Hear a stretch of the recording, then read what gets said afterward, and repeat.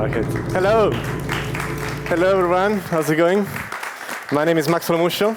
I'm David Leonardi. Nice to meet you. We are from Connext. We are a bridge and interoperability protocol.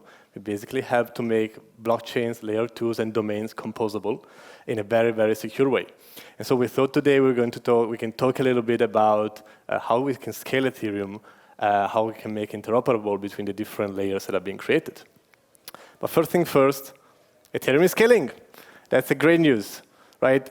All the layer 2s are finally finding some kind of product market fit, finally finding the right incentives, the right mechanism to attract dApps, and allowing Ethereum to kind of become less congested and bring a lot of their operations up to the layer 2s.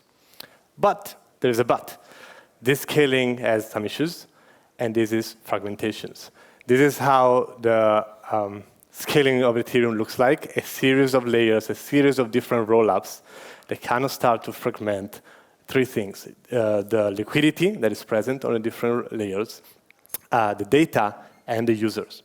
And this starts to complicate things, because all of a sudden you don't have a unified experience as you used to have on Ethereum, but we have multiple small chunks of bits. And so what happens is that the different layer 2s are very well connected to Ethereum, Arbitrum with Ethereum, Optimism with Ethereum, and all the different layer 2s, but are not really connected to each other. They're not really integrated with each other. So that's what Connext does. We aim to really unify the experience across all the different layers, whether it's an L2 or an L1. We currently connect 17 chains, 17 different domains, the Ethereum and the layer 2s, the Cosmos ecosystem, the Polkadot ecosystem, Avalanche, Phantom, Polygon, you name it. And we do it in a very, very secure way.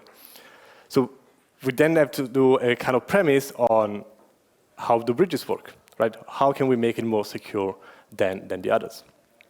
So let's have a look at the different type of bridges that exist today, and then we'll explain how Connext works. So the first one, the first type we kind of define them as native bridges, and they are the bridges that are verified basically by all the validators on the base layer, on the base chain, let's say. This is the case for the layer 2s, for example, where all the validators of Ethereum verify the connections between Ethereum and Arbitrum, for example. These are very, very secure, right? That's why they took so many years of research, and that's why they're so effective in scaling Ethereum, which is great. But they have an issue. They are not extensible, meaning that they only work for the connection, if you want, and they were custom created for. So for example, the bridge between Ethereum and Arbitrum only works between Ethereum and Arbitrum. The bridge between Optimism and Ethereum only works between Optimism and Ethereum. And the same thing happens for other type of technologies like IBC for Cosmos, where it's very effective and very secure within the Cosmos ecosystem, but outside of the Cosmos ecosystem, it doesn't work. Then we have what we call externally verified bridges, which are very common today across the different architectural bridges, where we have a third party that is normally a series of multi-sigs, a series of validators that are in charge of verifying what happens on one chain, and then say, okay, something else can happen on the other chain. These are the cases of, for example, multi-chain, Synapse, Layer, you name it. What's the issue with that? Is that now you have to trust a third party, right? It kind of put in discussion everything that we did with blockchains, trying to make them more permissionless and decentralized. And now you have another third party that you have to trust if you want to move this information, these tokens, from one chain to another one. So they're not secure. We have then locally verified bridges where the relationship to move, basically the process to move tokens or data across chains is validated by just two parties. So the relationship is simplified by two parties. This is the case, for example, for atomic swaps, which is how Connext works today, where there is a liquidity provider on the other side, the user on the first side, they both lock their tokens, and then they swap them at a time. These are good because they're very secure and they're very extensible to different domains, to different chains. But unfortunately, they have some limitations, so they cannot pass any type of data, and they don't have any optimal user experience. So we introduced the last type of bridge that we called optimistic bridges. This was a mechanism that was pioneered by Nomad, And the guys at Nomad say, okay, by definition, it's impossible to verify that something that happened on one domain, it's impossible to verify from one domain that something has happened on another domain, because the two ecosystems are separated. What we can do is to verify if something has not happened on the other domain with fraud proofs. So what happens basically with optimistic bridges, there is a relayer, that brings a message from one chain to another one. But then, before the message becomes valid, there is a 30-minute latency period. And during this period, any watcher can come with a fraud proof and say, hey, this message is not correct, and I can prove it from the origin chain.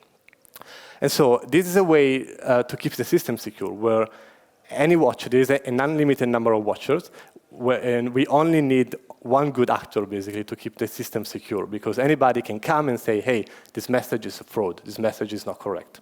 So all we need is one good actor, which is a fairly good assumption to make in the system.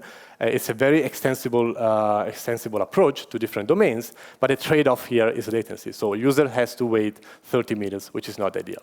So how do we solve this? We saw that different bridges have different trade-offs. How can we solve these limitations that each of them has?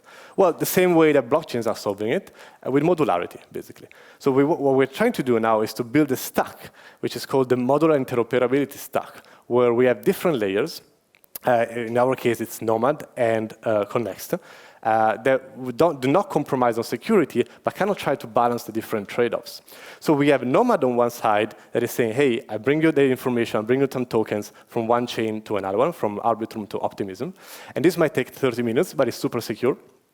And then on top of it, Connect says, hey, you user do not have to wait for 30 minutes. I will give you the cash immediately, so you can go and do whatever you want, and I will wait for the slow refund in 30 minutes. So in this way, we are actually enable a very secure system with very limited trade-offs that can connect different chains and different domains. And this is important because once we are able to unify these different ecosystems and make them composable, we can actually change our mindset from a world that is multi-chain, where the major protocols have deployed on the different domains. Think about Aave, think about Curve, that are on different chains. But these domains, these instances, are currently isolated, right? So it's a multi-chain world, but it's not a cross-chain world yet. With Connext, we can actually think about as a unified ecosystem, where the users do not need to know which chain is interacting with. The applications, the protocol can basically interact on the background on the different domains. So David here is going to explain us how do we move into this cross-chain world and building cross-chain applications. Thank you, Max. So let's take a look at how we can build XApps. But to understand that first, or to get to there, we want to first know what can we build, right? There's a bunch of different applications that are ideal for this kind of scenario. So DEXs, for instance, so swap tokens across multiple bridges with the best price, or yield aggregation, or lending, or governance, which is a super interesting one, where you can have a central hub in one chain that is very cheap in gas and collect votes from a bunch of different chains and perhaps execute some callbacks and maybe send some tokens or whatever back to different chains. And many more, right? So we're really looking to explore what the community and what the whole ecosystem comes up with. But fundamentally, it's a very flexible system. So what are we building here? So we're essentially creating promises or asynchronous solidity. So on the origin chain, we will have a contract which has a state of S1 at a specific snapshot in time. And on the destination chain, we have a target contract, which will then have a snapshot of a specific time. And this allows us to send a message across chain and receive a callback when the execution has been successfully completed in a secure way on the target chain, and then execute a callback from the origin chain to complete all of our actions. So what does this look like? We have two contracts, as we said, one in the source chain, or one in the sending chain, one in the receiving chain. And we have our magic sauce, which is xcall, which is pretty much the equivalent of the call method. And the call method, or the xcall method, which accepts an arbitrary amount of arguments, which fundamentally are the payloads and the token, the origin chain and the destination chain. Those then go and talk to the Connext contracts, which then relay and transmit all of this information through our infrastructure, which does a bit of magic. We'll get into that in a second. And then relays this onto the destination chain, and then finally onto your own contract. So there's a few different use cases. So let's take a look at token transfers. So we got into this quick explanation that we have this fast liquidity chain. So a canonical token can get sent via the relayers to a destination chain. And here we have these relayers that take the risk to relay the tokens from chain A to chain B, but they know that they have the guarantee of receiving the tokens from the optimistic bridge. So this transfer actually is executed in a very fast way, usually within a few minutes. We then have the optimistic liquidity transfer in the case in which there is no liquidity for a specific token. And in this case, all of this actually goes through the bridge itself, in which a token, a canonical token, is locked, assuming we are sending it from a origin chain that hosts a canonical token. It's locked into the bridge. The bridge then mints out the destination token on the destination chain, and this is then passed on to the user or to the relayer to reimburse them for the transaction or to pass it back to the user as needed. We can do the same thing with data. We can handle authenticated data or specifically for permissioned calls. And in this case, because it's permissioned and we need to make sure that the sender is validated, this needs to go through the bridge, through the optimistic bridge, to be able to successfully execute this call. In the case of unpermissioned calls, this can also happen through the relayer. So in the instance of a DEX, the configuration for the payload that needs to go out to specify what swap needs to be executed can be contained and transmitted via the relayers directly. So fundamentally, we have two contracts, right, via the bridge or the relayers, and it's as if you're just calling source contract or target contract from the source contract. The rest is really handled from our infrastructure in a very simple way. So let's take a look at code. So we have a target function that is update value on chain B that we want to call on chain A. And on the source chain, we encode the target function and send it as a call data parameter. And then we specify the other parameters that are truncated in the specific case. And what we really want to point out here is that we have xcall at the bottom, which is pretty much our equivalent of the call method.